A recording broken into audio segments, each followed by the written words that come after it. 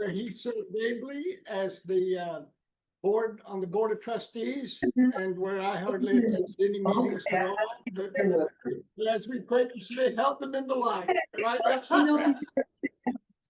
But that began the birth of a friendship, and we invited Don to be with us this morning to discuss democracy and faith communities. So I'm going to turn it over to Don.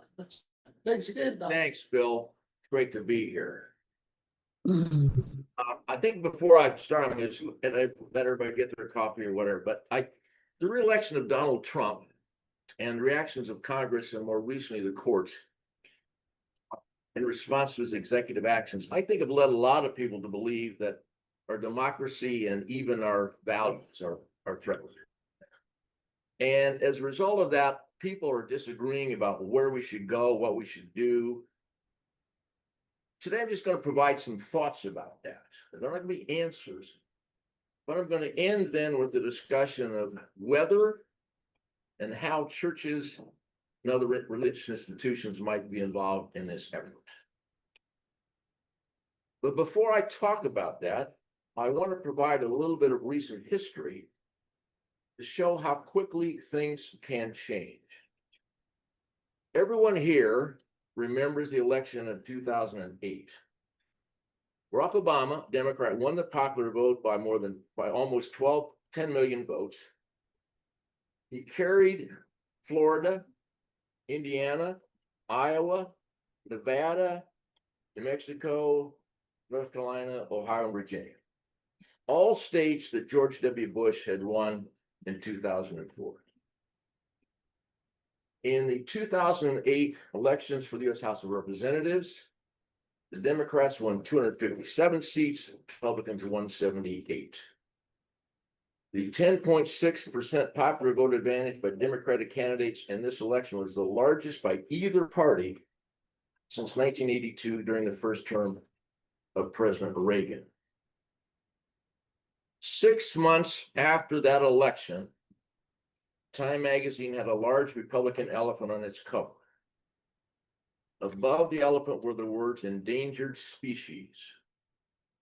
Cover story argued that the Republican Party was facing a critical juncture, struggling to adapt to the changing political landscape and risking its long-term viability if it continued on its path.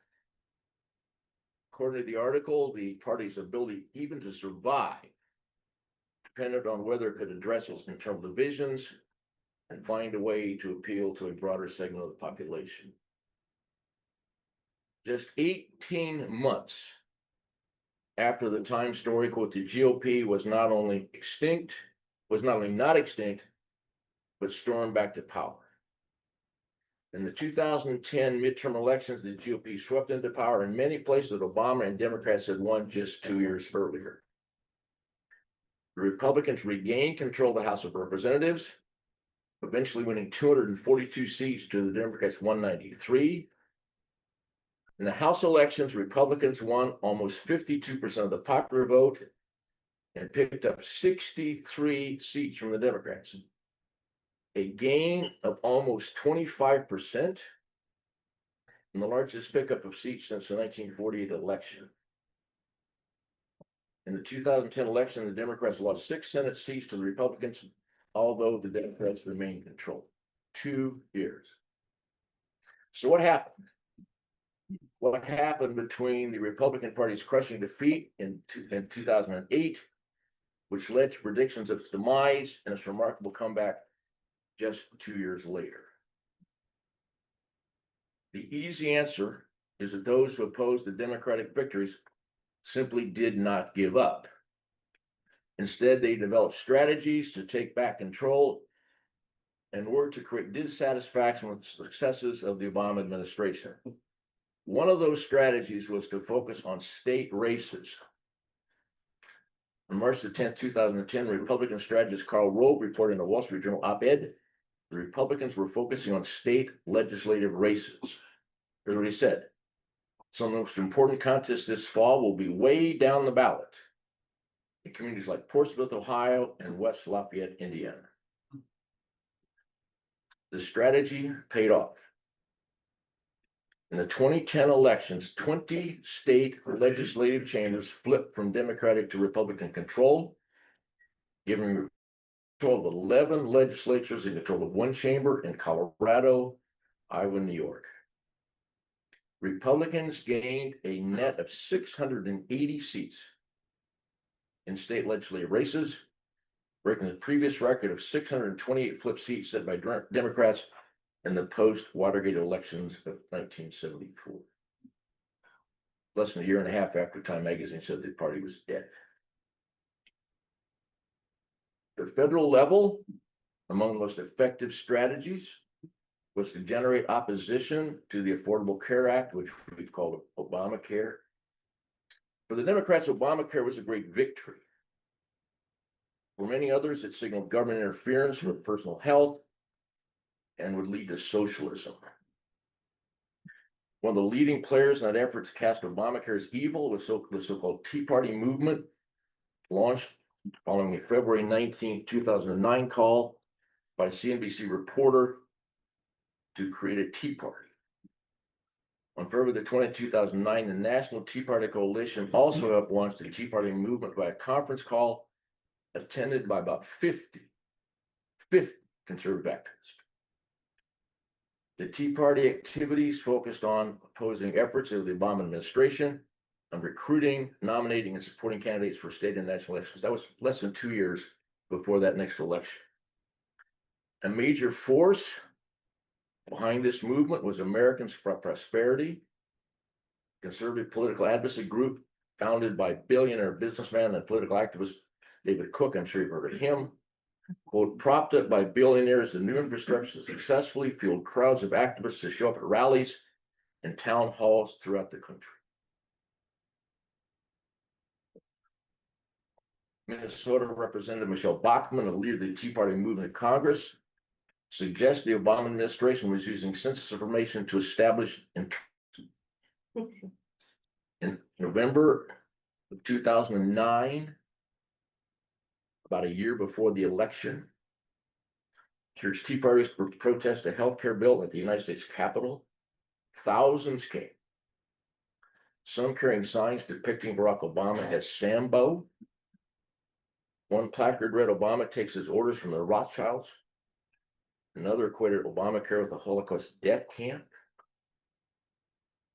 The mention of the Democrats' health care plan, the Tea Partiers shouted Nazis, Nazis. House Republican leader John Boehner, who hoped to become Speaker if the Republicans regained the House, proclaimed the health care bill was the greatest threat to freedom I have ever seen. A 2013 study concluded that, quote, the Tea Party protests have an estimated nationwide effect on the 2010 midterm elections corresponding to 2.7 to 5.5 million additional votes for the Republican Party in the 2010 House elections. The authors of the study concluded that our results thus provide support for the commonly held notion that the Tea Party movement played an important role in the Republican Party's landslide win in the 2010 House elections. The first Tea Party rallies were held on April the 15th, 2009, protesting continued inflation and high taxes. Estimates for the total number of participants in all these rallies across the country range between 440,000 to 810,000.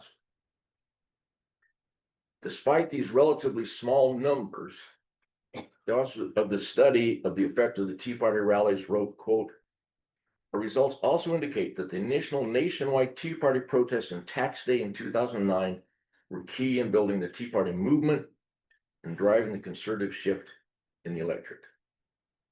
Approximately 500,000 people.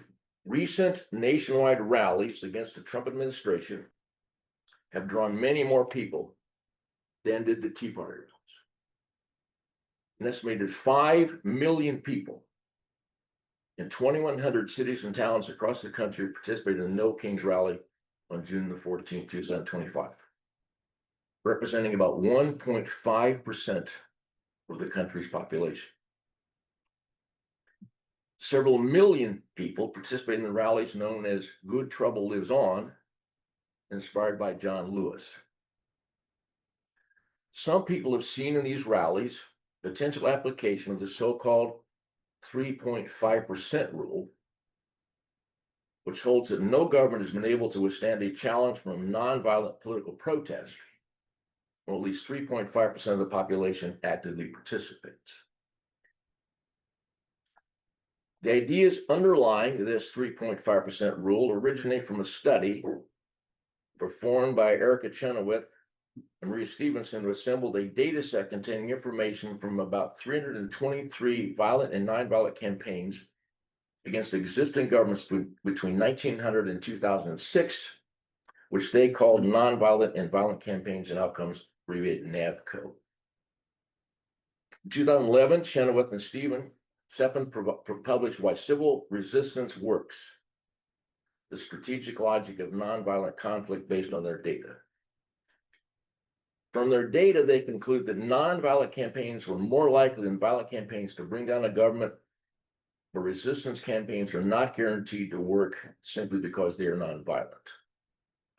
1 in 4, according to them, nonviolent campaigns since 1900 was a total failure.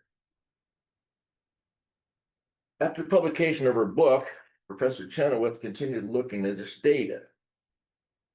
On November the 4th, 2013, she gave a TED Talk, which she made the blanket statement that every nonviolent campaign between 1900 and 2006 has succeeded if it had obtained the active and sustained participation of at least 3.5% of the population. The 3.5% rule was born with one talk. That talk has been seen by more than 500,000 viewers since 2013, many of whom have concluded that that's a way to counter the country's drift toward authoritarianism. But in the spring of 2020, the Carr Center for Human Rights Policy at the Harvard Kennedy School published questions, answers, and some cautionary updates regarding the 3.5% rule.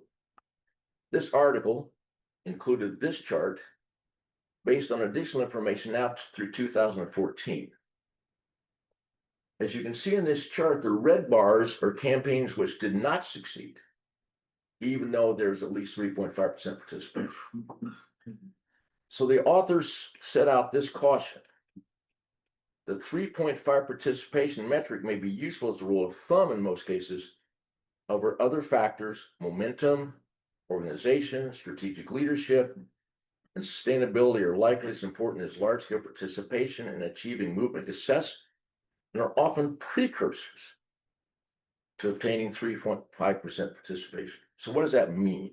Simple language. If you can find a good argument to counter the existing regime, the protests and rallies will follow. The key, therefore, is a good argument, and not necessarily how many people show up at the rallies.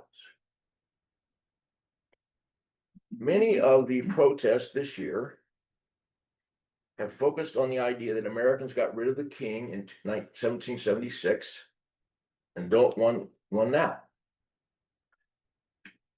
Probably for many of us, that's a powerful message. But I'm not sure it's a particularly good argument for changing the direction of government in the current environment. People today, a king is exactly what they think we do need to counter what they see as the failings of democracy. Look at this chart. This is a survey, recent survey about what people think about is democracy working. Only 17% of Republicans today believe democracy is working, compared with 80% in 1984, before all the changes in society that many people find so objectionable. And as a result, when people claim today that Trump is a threat to democracy, many Republicans see that as the reason they voted for him. But the perception that democracy is not working is not unique to Republicans. only 38% of Democrats and 27% of independents believe democracy is working. All new lows. As we saw earlier, in the lead up to the 2010 midterm elections, the Republicans repeatedly and consistently attacked the Affordable Care Act and those congressional Democrats who had supported it. As I think you remember, just recently, Tom Tillis, a Republican senator from North Carolina, believes that the cutbacks in the Medicaid and the so-called Big Beautiful Bill has the potential to give Democrats the issue they need to retake the House and possibly the Senate in 2026. That is why he was one of only 3 Republicans to have voted against the bill in the Senate and announced that he would not run again. So in my opinion, or excuse me, in his opinion, the attack on Medicaid was not only a repudiation of President Trump's promise not to touch it, but a threat to rural hospitals throughout the country that depend on Medicaid payments for their survival. This argument could be much more effective than the no kings idea, because it has the potential of reaching people that might otherwise think a king was a good antidote to the political order that they did not benefit from. The so-called Big Beautiful Bill reduced what would have otherwise been federal income tax revenue over the next 10 years by about $4 trillion by continuing tax cuts that were due to expire. For many people, borrowing money to provide tax cuts when the economy is good is a bad economic idea. That money is really needed when the economy is slumping. But when you put it in those terms, most people have no idea what that means. The numbers are simply too big, and it has no impact on them. So here's what it means. Provide those tax cuts. Over the next 10 years, the government will borrow $25,000 for each of the 161 million tax-paying units in the United States, individuals and couples. That's arithmetic. About 2/3 of that money, that borrowed money, will go to fund tax cuts for the 10% of taxpayers earning $500,000 or more a year, giving them an average savings of more than $165,000 over 10 years, or $16,500 per year. On the other hand, 1/3 of that will go to the 90% of taxpayers earning less than $500,000 a year, giving them an average saving of about $9,000 over 10 years, or about $900 per year. So over the next 10 years, the government will have borrowed an average of $25,000 per taxpayer to give the average American earning less than $500,000 a year a saving of $9,000. On the other hand, for that same borrowing, the average taxpayer earning more than $500,000 will obtain a tax saving of $165,000. A number of people on the receiving end of this arrangement have recognized its unfairness and are seeking to do something about it. A group called Patriotic Millionaires, which includes Abigail Disney, the daughter of Ray Disney, seeks to eliminate the transfer of wealth to people like them and seeks to impose higher taxes on the wealthy. Among their claims is this: in America today, lawmakers represent preferences of their donors and not their average constituents. We need to get big money out of politics and safeguard the right to vote to ensure everyone has their voice heard. Upon the passage of the Big Beautiful Bill, the Patriotic Millionaires wrote, quote, Trump made a big to-do about passing this bill on the 4th of July. No matter how many times he and the Republicans try to spin it, we will never understand how giving tax breaks to millionaires or shoving millions toward the edge of poverty is in any way patriotic. And frankly, we don't understand. We're glad we don't understand, because it means we're on the right side of history. Here's what they added: believe us and hear us when we say that the bill is the furthest thing from patriotic we can think of. Polls conducted after the passage of the 2017 tax cuts showed that people overwhelmingly opposed the bill's massive tax cuts for the wealthy and corporations. Polls this time around showed that people again oppose the GOP's new bill that extends and expands the tax cuts. And what Republicans do, instead of listening to the will of the people, they deliberately discarded them to satisfy the demands of their billionaire donors. It does more unpatriotic than that. So maybe if people opposed to policies of the current administration want to have an effective protest, their signs might look something like this. After all, the vast majority of people who voted Republican in the last election earned a lot less than $500,000 a year.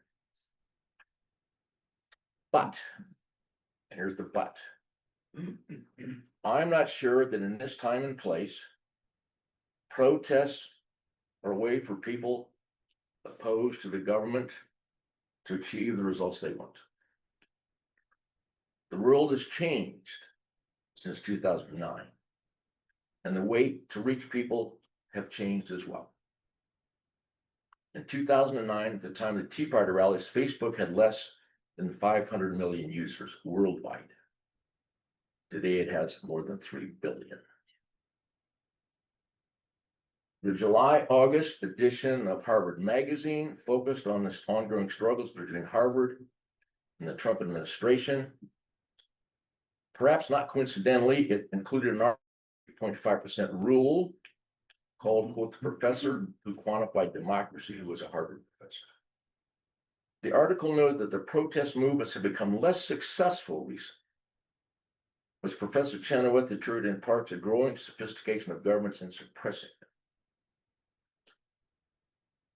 But she also pointed out that in a world of increased reliance on social media, it is a mistake to rely on street protests alone. She said, quote, it's also important to keep in mind an older, simpler math, the power of one-on-one organizing. For a model, she points to James Lawson, who organized successful anti-segregation protests in the South. She notes, quote, he would go into people's homes and listen day after day for months. David Pepper is the son of former Procter & Gamble CEO John Pepper Jr. In 2001, he was elected to the Cincinnati City Council as a Democrat. In 2010, convinced that the 2008 election showed that Democrats could win in Ohio, he ran unsuccessfully for state auditor. 2014, he ran unsuccessfully for Ohio Attorney General. But he didn't give up. 2015, he was appointed chair of the Ohio Democratic Party. And since stepping down as party chair in 2020, he's written a number of books about how to save democracy. His recent book, Saving Democracy, a User's Manual, second edition, The Trump Era, shows what one-on-one organizing would look like. Referring to the Jim Crow era in which mistreatment of Black people became seen as normal, he writes, quote, that same phenomenon now risks that in a world with abortion bans and neo-Nazi marches and massive income inequality and regular mass shootings and deeply corrupted and divisive government will settle in as how the world works. It was all the younger generations have known. It becomes the new status quo. He then issues this challenge, which means that those of us who've known and experienced better times have a special responsibility to keep our collective knowledge and memories and higher ideals alive and real.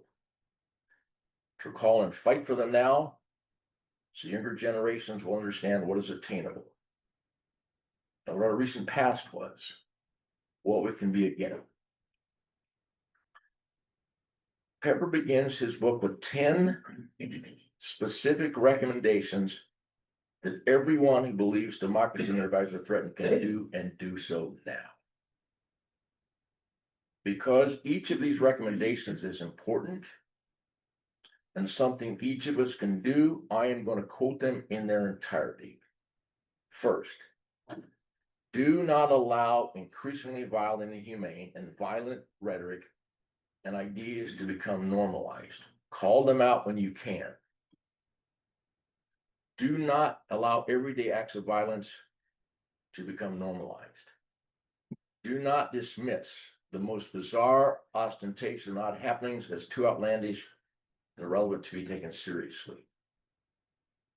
Do not dismiss those engaged in violent, disturbing rhetoric as mere buffoons who would never carry out the things that they're so clearly indicating they will do. Their forebears were dismissed in just that way in the 1930s. These are people who are now in power. They can and will do exactly as they say, if given the means and space to do it. Do not dismiss those who are raising alarm bells by scolding them that they are hurting the cause. Do not believe that if only they dialed back their worries, then the troubling behavior they're describing will somehow go away. History shows the opposite is true. Stand loudly against any proposals and approaches to consolidate power and eliminate checks and balances that end long established principles of justice and effective, fair government. For leaders of the same party as those who just took over, or business leaders or journalists or others who decide to go along with the program, either out of fear or greed, or assuming you can ultimately control these leaders, or betting that you'll fare better by muting criticism as opposed to airing them loudly and clearly, know that this does not work. History is painfully clear about that. In fact, you are often the first targets of retribution. In the past, the biggest mistakes made by both foreign governments and domestic politicians was not taking the most dire threats seriously. Not imagining that the worst could happen, not unifying to stand against every step. Over and over, contemporaries, including those with power, assumed the worst had already happened. It hadn't. And passivity was a green light, inviting only more. When people who used to be in the inner circle warn the rest of us how bad it is and how bad it may become, do not ignore them, allow past disagreements to keep from working together, amplify them as best you can, welcome their voices, even if they're differences. We need them to keep doing so. We better encourage their good behavior before and after that happens. There'll be few, but every dissenting voice matters. And finally, if the Trump era shows us anything, it is always stand up to bullies at all levels. Caving to them doesn't stop the bullying. It only flashes a bright green light for more bullying. Pepper describes his most recent book as a user's manual for saving democracy and identifies a number of actions people can take if they want to save democracy. I don't intend to go into detail on his actions. You can buy the book. But I want to talk about one overriding idea, which I think would resonate with many of you. He suggests that anyone seeking to save democracy, add saving democracy to your core mission statement, then brainstorm every way that people and places in your footprint can do the same. He adds, my guess is you'll discover you have a far greater potential to lift democracy than you've ever realized. Includes this chart. Shows all the people you can come into contact with, from retailers to neighbors to people at school, that you can engage to save democracy. I know that many of you have already engaged your own personal networks to help save democracy and will continue to do so. Some of you know that I have been involved since the beginning with a more formal network called Recenter Indiana. And I'm happy to report some recent important developments in that network. First, we received a grant of $50,000 from the Nicholas Noyes Jr. Memorial Foundation, our first grant, to conduct a survey of young people in central Indiana who have registered to vote, to try to find out why, if they've registered, they don't vote. Nobody's done that survey. Second, because of a very generous commitment from a supporter, we have engaged our first executive director. We'll be working to carry out our recently adopted strategic plan. Our executive director, Jocelyn Beer, is actually here. That plan includes an effort to coordinate all the groups around the state who have these ideas, but are working independently to convince our representatives they should be more responsive to the needs of their constituents.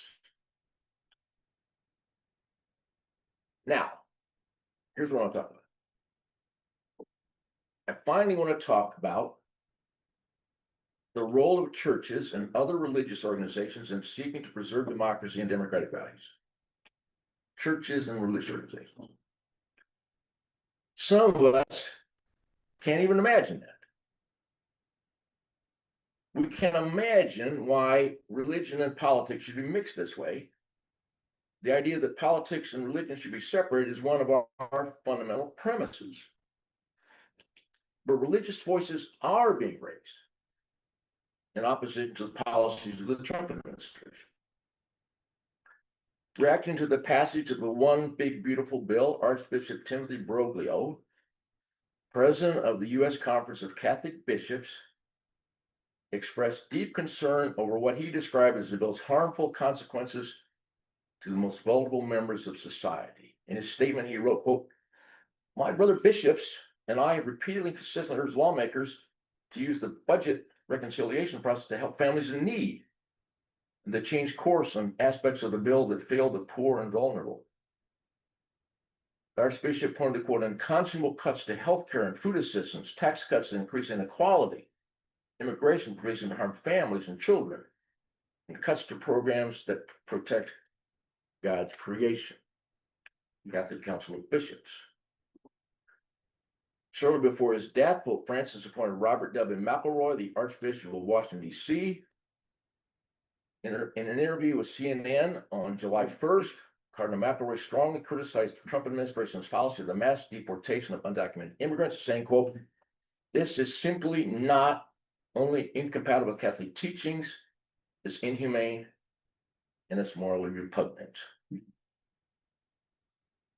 The Council for Christian Colleges and Universities represents more than 170 Christian institutions of higher education.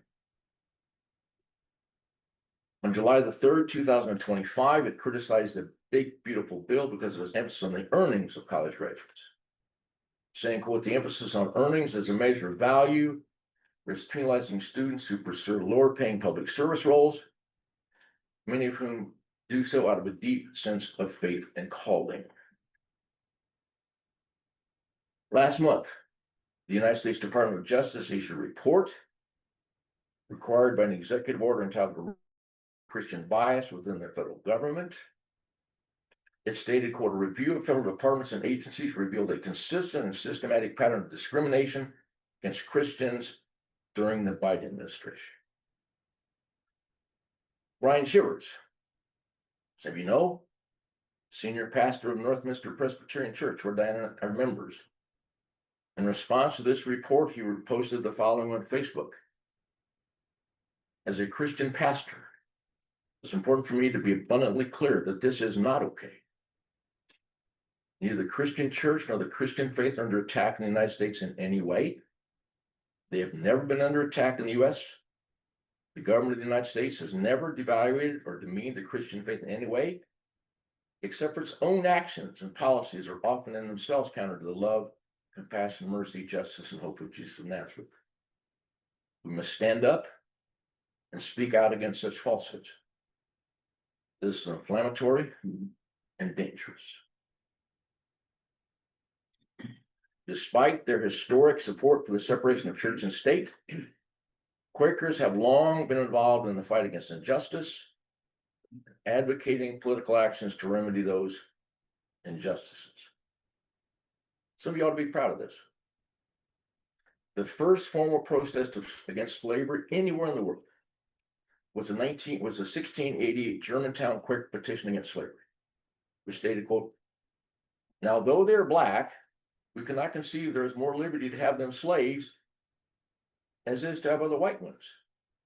There's a saying that we shall do to all men like as they will be done ourselves. make no difference to what generation, descent, or color they are. That petition, signed by 4 Pennsylvania Quakers, formed the basis of later Quaker revolution activities. And there's probably no Quaker alive today who is more outspoken than somebody you may know. Bill Gulley, one of my heroes. Just this week, he wrote, "I am angry with the white racists who have co-opted the church in America, manipulated the ballot boxes to gain and secure political power, turned a blind eye to the fascism of Donald Trump, who claimed to love Jesus while disregarding everything he taught us, to create economic systems to rob others of opportunity, to stockpile guns to fight government abuses, to cheer on the modern Nazis who imprison and deport people of color without due process, wave the flag, sing the anthem, and praise America, all while committing the most un-American acts this nation has ever seen since slavery. Damn right I'm angry. And you should be too." Thanks, Phil. So why aren't more churches?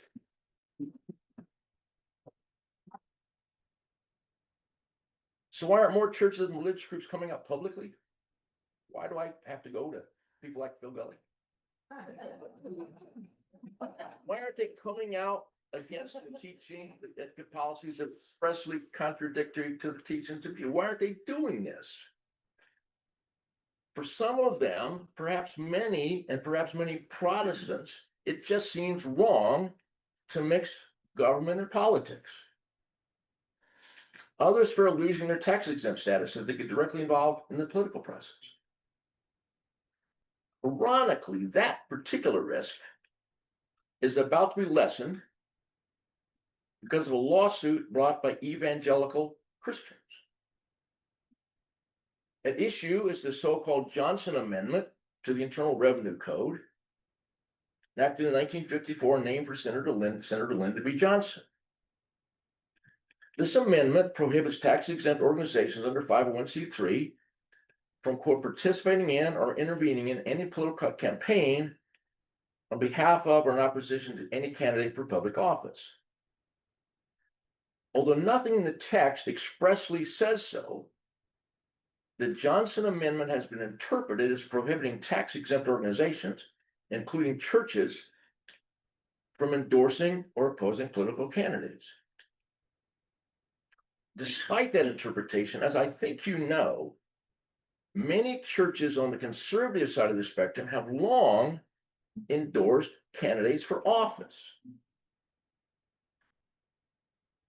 In 2024, the National Religious Broadcasters and others filed a lawsuit against the IRS in Tyler, Texas, one interesting place, arguing that the existing interpretation of the Johnson Amendment to preclude churches from endorsing candidates violated their religious freedom.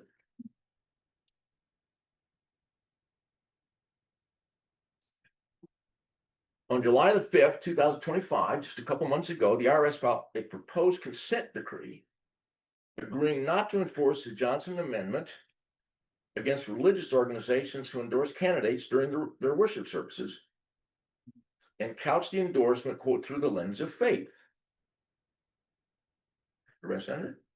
Stand up in the pulpit, say, I endorse this candidate because inconsistent with Jesus' teaching or vice versa.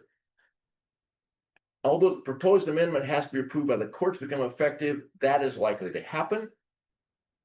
And although the decree by its terms applies only to the parties to the case, everybody believes that it'll become the policy of the IRS not to enforce the Johnson Amendment against churches who endorse candidates during worship services. This result is hailed by one group of churches, the conservative evangelical groups, which have already been endorsing candidates. But there's no reason that liberal or progressive organizations can't take advantage of this development as well. But it remains to be seen whether they will, because many of those congregations have long criticized the endorsement of candidates by the conservative Christians. So here's what is certain. some Christians will continue to use their faith to advance their political agendas. This is what Indiana Lieutenant Governor Micah Beckwith, Pentecostal minister, devout Christian nationalist, posted on Facebook this week. Charlie Kirk died because he refused to bend the knee to their God. His blood cries out for justice, not the fake unity they preach while sharpening their knives. They want us afraid. They want us silent. Well, we're still here. And by God's grace, we're not backing down. The war they started just escalated. Charlie Kirk's legacy will be the catalyst that finally wakes up every sleeping conservative in America to the reality of what we're fighting this week. Asa McCauley is an American biblical scholar, an assistant professor of New Testament at Wheaton College in Illinois, canon theologian for the Anglican Diocese of Churches for the Sake of Others, as well as a theologian in residence at Progressive Baptist Church, historically Black congregation in Chicago. On July 11th, 2025, he published a guest editorial in the New York Times he called "The Christian Backlash Taking Hold." And after identifying the recent statements of Christian leaders, some of which are seen, decrying the policies of the Trump administration, he ended with these words. These statements highlight the irreconcilable difference between Trumpian politics and Christianity. Money and power to keep people in line. If politicians, countries, businesses, or institutions of higher education go against his wishes, they will pay a financial penalty. Mr. Trump believes in making deals rooted in self-interest. Christians have the resources to resist this tactic because we're taught to model our behavior on Christ. Look to the interests of others, not himself. It is precisely that interest in others, namely the millions of working-class Americans negatively affected by this legislation, that led so many Christian leaders to say no to it. For some, Phil Gulley, this is part of a long history of resistance. For others, they're finally finding their voice. Whether new or old, I'm happy to see it. It is up to the rest of the faithful to follow suit. To which I say, Amen. Okay. What I can do now is to respond to questions, comments, thoughts, or silence.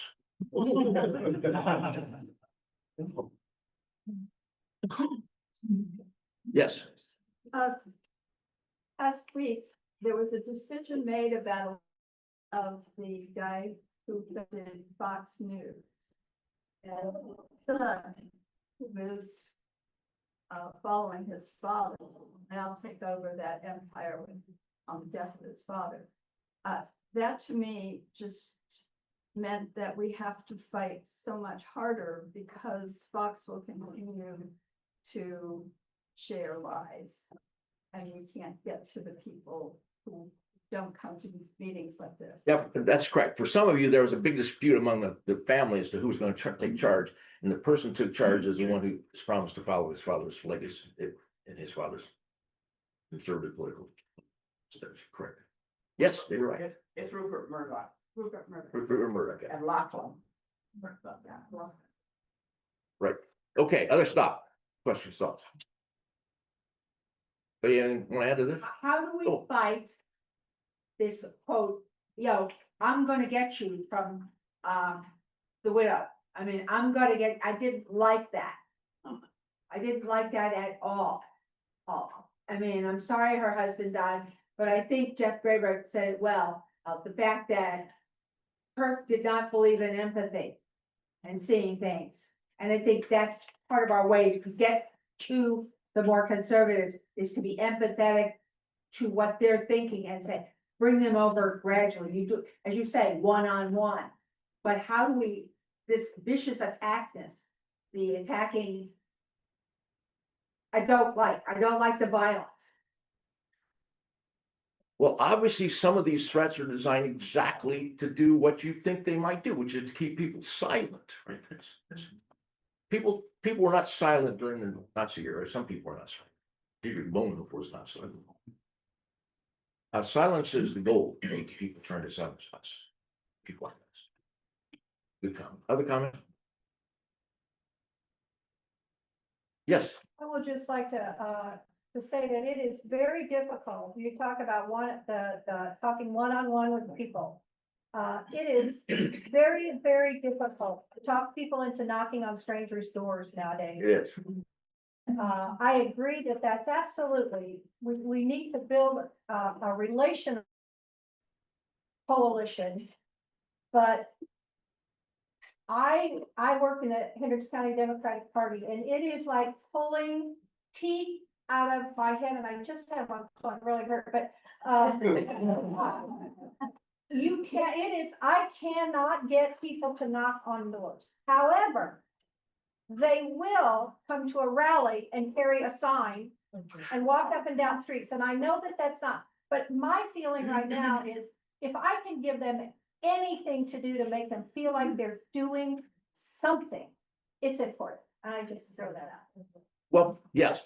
Remember, the Pepper book didn't say reaching out to strangers. It's like reaching out to your friends and neighbors, people you already know. Because a lot of people are afraid. A lot of people don't think there's somebody like them they know, right? I have a weekend house in Brown County, and a lot of my neighbors think everybody in Brown County is a redneck Republican. That's not true. It is not true. Everybody thinks that I walk in Hendricks County. I can't even count that high. How many people I've talked to, and I introduce myself, I tell them what my name is, and I'm a Democrat. And they go, oh my gosh, there's another.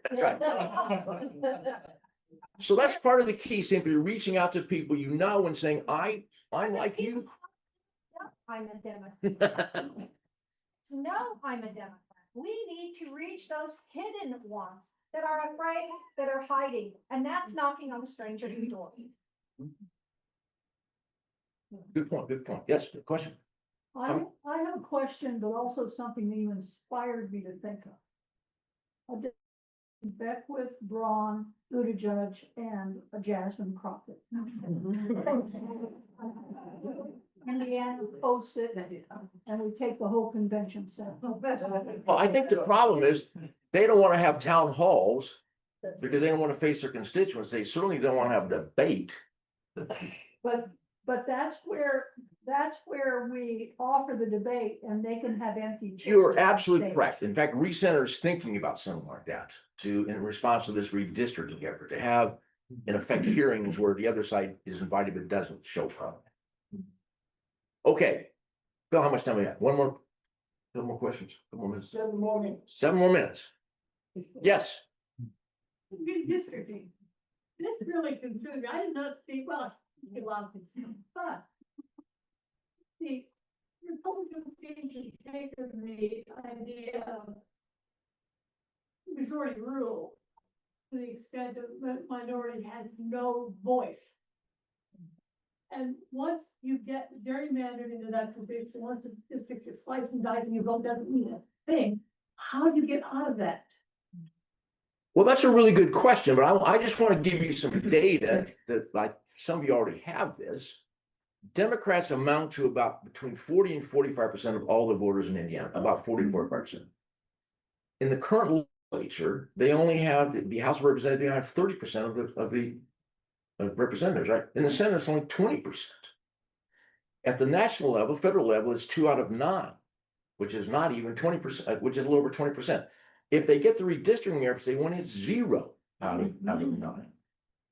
So people should care that there are people not being represented, right? So the idea is not to get this vote to change, it's to get the legislators who have done this to have to be responding to this and have other people counter them. You can't win elections against Republicans if nobody runs. Somebody has to run. There's a recent effort out there, the person I know, who says that independents win many more elections than Democrats have won in Indiana recently. So run as an independent. And he's trying to get people to run as independent. The key is making people not get elected because of what they've done, which requires people to know what they've done. I think 90% of the people in Indiana have no idea what redistricting even means, let alone the consequences of it. But yeah, that's true. What do you think of sortition? That is a equal democracy that is big out west. There are in Iowa, Idaho, and California, a lot of direct democracy things. Can we start something? Well, that's a really good idea. It's been proposed, but it has to be It has to go. adopted by the legislature, who of course have no incentive to adopt it. Remember, Ohio is as conservative we are. They have direct constitutional initiatives, and they have a constitutional amendment supporting abortion with a legislative conservative ours. We don't have that ability. We can't do it. It'd be nice to do it, but we can't do it. Yeah, all the way back. A friend of mine posted on his Facebook, I will not celebrate the death of any person, no matter how beloved or despicable. However, I feel compelled to point out that unhinged individuals do not commit crimes of passion from a rooftop 200+ yards away, a single clinically precise kill shot that expertly disappeared. That is how governments start revolutions. They didn't even have the decency to set up a fall guy, just flat out assassinated him in public, in front of his most impassioned followers, in front of a throng of vulnerable young conservative children, as he was condemning trans people and gang violence. Stay aware, friends. Question authority. Distrust power. Love louder than they hate. And then also this week, if I may have a few more moments, I am putting out a call out for help. I received help from our friend, Mr. Todd Young. Thank you for contacting me regarding town halls. I appreciate hearing from you. Blah, blah, blah, blah, blah. I regularly meet with Hoosiers. Additionally, my staff meets with individuals and groups in all 92 counties to ensure every community is heard. So I'm asking in this room and your friends, your neighbors, you know, if anybody's being invited or know about these